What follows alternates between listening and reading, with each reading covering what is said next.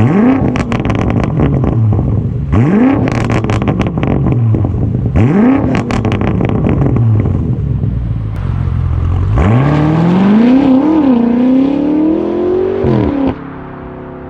guys, what up? It's Dan from AutoMotivationZ here. I'm here to show you some driving characteristics of my 2021 Audi S4. Now, when you're gonna go and you're gonna do your adaptive cruise, and we have it right down in here, you have this button right here. This is for up and down, and then to set it, you're gonna go like that. Now it'll pop up that little thing on the dash there. Obviously I'm not driving right now, so I can't set it yet, but that's what you do to kind of activate it. Now we're going to go for a drive here, and I'm going to show you exactly how it works. Just because it's fantastic to use, I really like it. And we'll just get the car into sport mode here, and then we'll be on our way.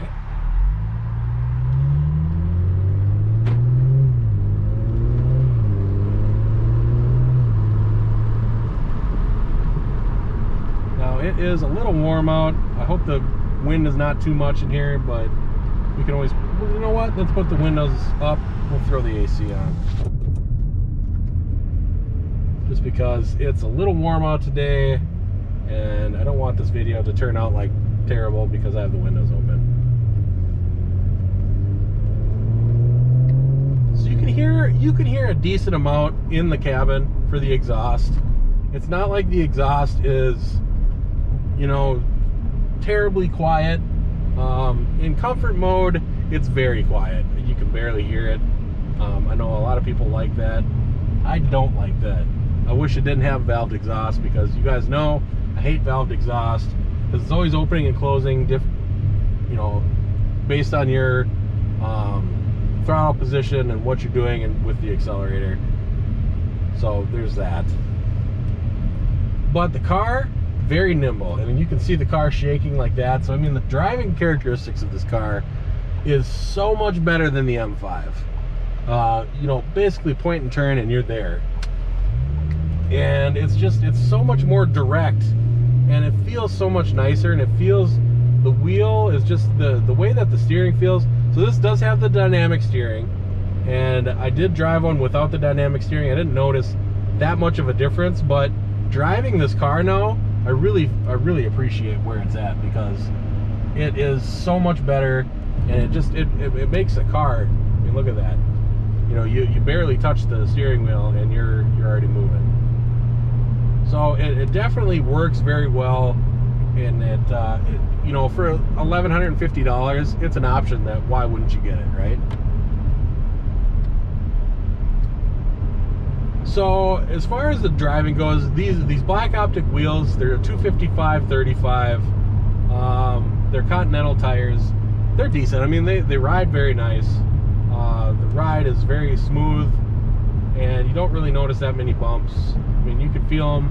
Obviously, they're there, but it's not like the STI was, where you're getting jarred around. It's like boop boop boop boop boop boop boop boop, boop like that every, you know, second of the way that you're going.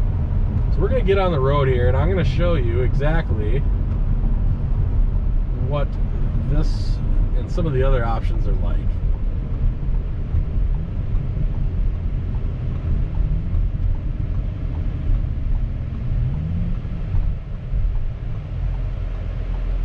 And like I said, please excuse the AC being on. It's just a little hot out today, and I am a huge polar bear.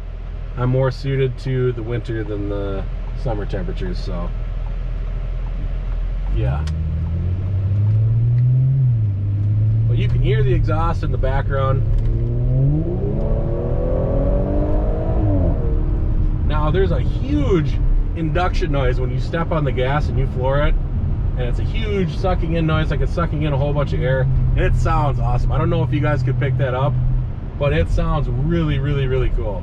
And it's something that, you know, anytime you want to punch it, you get to hear that. I can only imagine with an intake what this car would sound like. It'd sound even better than what it already does. Now, I will be getting an exhaust for this car.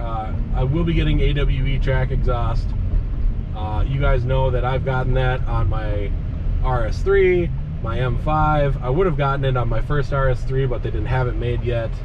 And, you know, all in all, it's been my go-to exhaust for any car. So I'll definitely be doing that. Yeah, I mean, you know, you guys know I like my exhaust. So as far as comfort goes, these seats, you guys, the seat holds me in perfect. I mean, it feels like it was tailored just for me. I really like these Esport seats, and these are very nice.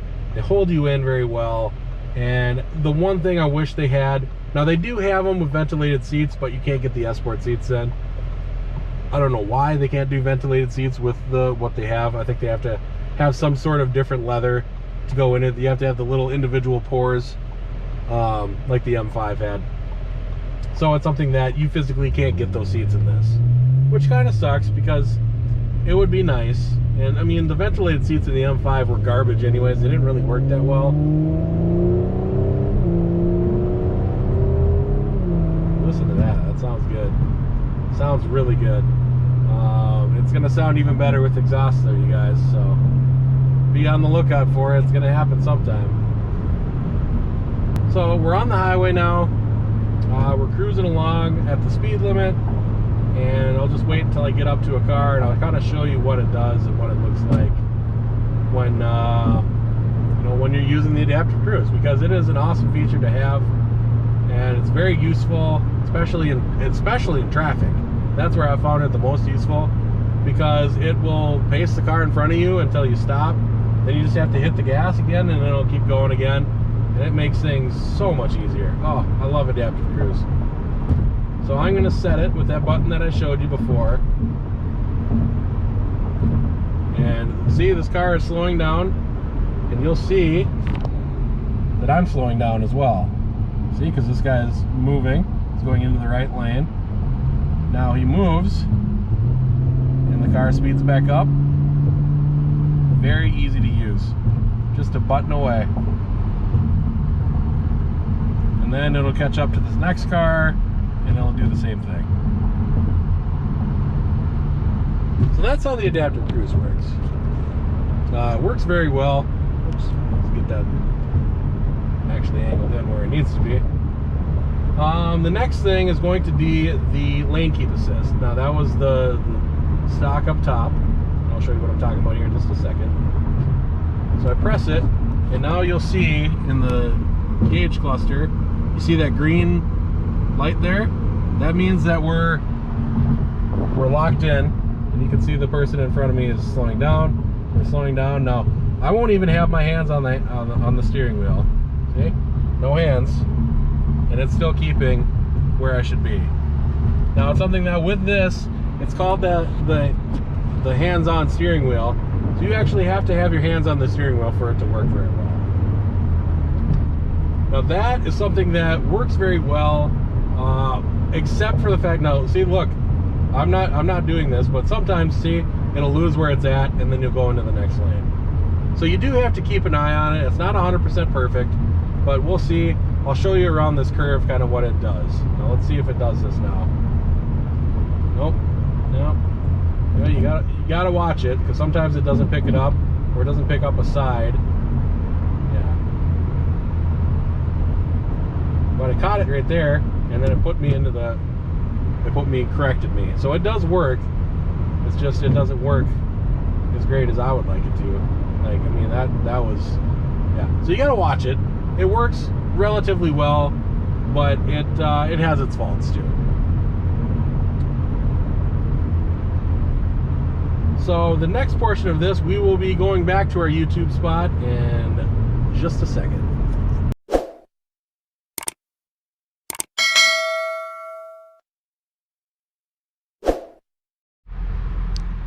So the next thing we're gonna go over is, okay, you've got this car now. How do you open your garage door? Because as you can see, you don't have any buttons for home link here.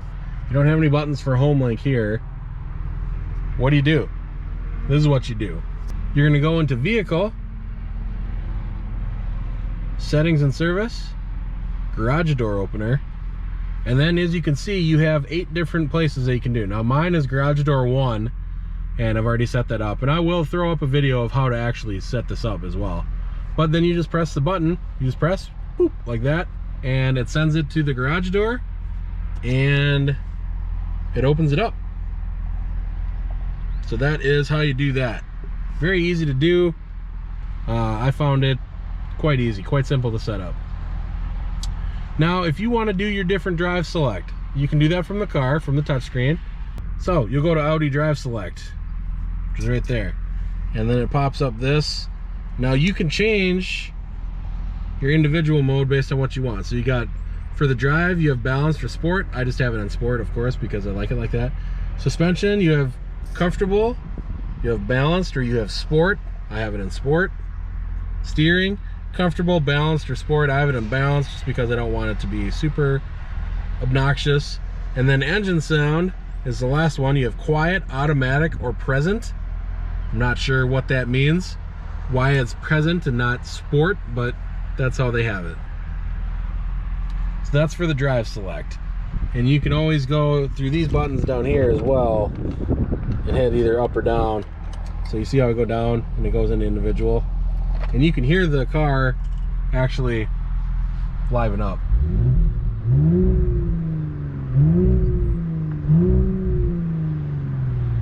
And of course, Audi puts a soft limiter in here, so it doesn't sound that great, but I mean, it sounds okay.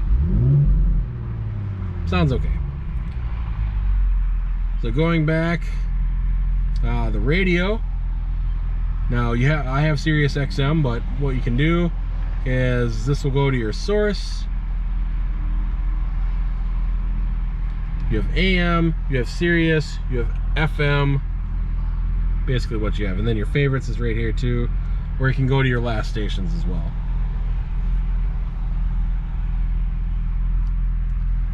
So favorites, we found in here, your phone, or your vehicle, or anything like that. You can put that in there, and you can just pop up your favorites. Now, we don't have the navigation service on here just yet. Thinking about getting it. Telephone, obviously no favorites have been created yet there. Or the radio, we just have one, 93.7, and Octane, of course, because those are two good channels. What else do you have on here? So if you go over here, you can go through your messages, your purchases, legal notes, the calendar, help, users, if you're going to set up a different user. So I just have me set up as the key user because I'm the key person that drives this car. And that's how that goes. And then if you want this view, you can have this view as well, the three tiles, where it has your phone, it has navigation, and it has the radio. And why this is nice and why it's fun is that, you know, you have 3 different things that you can view at a touch of a button. It just makes things a lot easier. Now you'll see down here, shows that little navigation mark. If I push that, I don't have the navigation license right now. So what I do is I just wirely is not a word. I connect through a wired cable, and then it brings it up. So I'll show you how that works. So I have this cable right here. You connect it right in here, right there. There it is.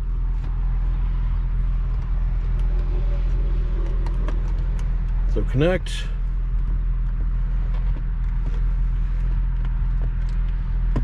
Connect. There we go. You can see it's connected now. Now we'll go back to here. You see how it brings up Android Auto now? Bring up Android Auto. And there we go. So then it's got a map. You can do a plus. You can do a minus. You can see where exactly I'm at. This is where I'm at right here when I do my videos. So it makes things a little bit easier. And I mean, obviously you can do the nav portion. Okay, that's where I'm at. You can recenter it. You can go over, you can kind of look where you're going like this and be like, oh, I need to go right here. And you can go right there and then just hit recenter and it'll bring it back up again. So very useful if you don't have navigation to use that. I've used it a couple of times already. I like Android Auto, but I haven't really used it that much in any of my cars because I've had navigation, so I really haven't had to use it. But I do have it, so it's very nice. I believe in the 22s and 23s, it's actually wireless Android Auto, so that would be nice. Just because I know that it's kind of a pain to get that wire in there, and yeah. So that is really all I had to show you for the features of the car. Nothing else is really, not really super self-explanatory. I mean, there is the parking sensors, which if I hit this button right here, it'll bring up the parking sensors. Now, one thing that's very nice about this, you swipe to open that, and there is a tire thing right here, and you'll see kind of on the screen, and let's just put it in the drive here and I'll show you. It will actually show me, and I'll see where I'm at right there. It shows me getting close to that. And it makes things a lot easier, especially when you're coming up on a curb. Imagine if that was the curb, you'd be able to see it.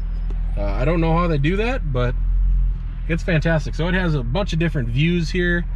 So you can go the back view of the car, so you can see where I'm at.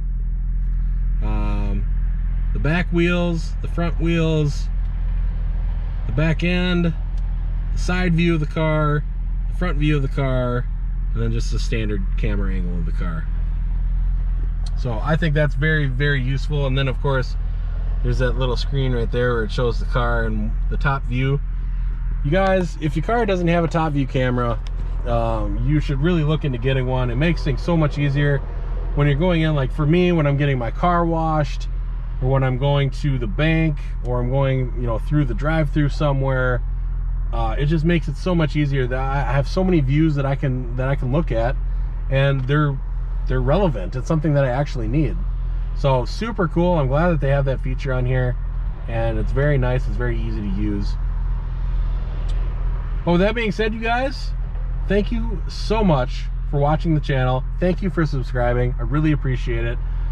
We just recently hit over 600 subscribers, so that is huge for the channel.